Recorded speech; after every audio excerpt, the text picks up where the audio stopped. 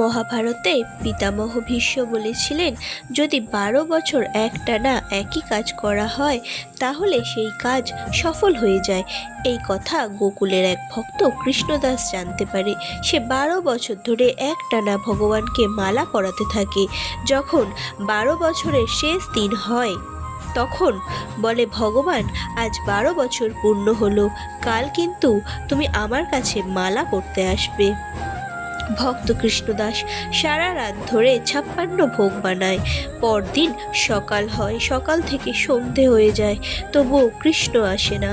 কৃষ্ণদাস রেগে গিয়ে সমস্ত ভোগ পুটলি করে বেঁধে মন্দিরে গিয়ে বলেন, কোনো কৃষ্ণ ভগবান নেই, কেউ থাকে না এখানে বলে মন্দির থেকে সে চলে যায়। যেতে যেতে দেখে এক বালক গরু চড়াতে চড়াতে তার দিকে আসছে। বালকটি বলে, বাবা, তোমার থলিতে কি আছে? খুব সুন্দর খাবারের গন্ধ বার হচ্ছে, সারাদিন কিচ্ছু খাইনি। তখন কৃষ্ণদাস বলে, এগুলো তুমি খেয়ে নাও। বালকটি বলল, আমার হাতে তো গোবর, তুমি খাইয়ে দাও। কৃষ্ণদাস বালককে খাওয়াতে থাকে।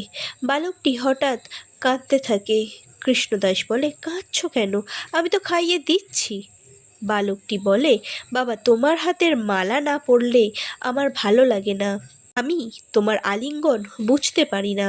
তখন কৃষ্ণদাস অবাক হয়ে জিজ্ঞাসা করে, কে তুমি বালক? আমিই তো তোমার ভগবান কৃষ্ণ।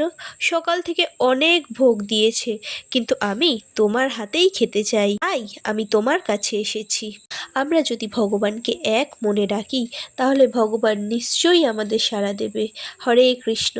জয় মা মঙ্গলময়ী, সকলের মঙ্গল হোক। চ্যানেলটিকে ভালো লাগলে লাইক, শেয়ার, কমেন্ট করে সাবস্ক্রাইব করতে ভুলবেন না। ধন্যবাদ।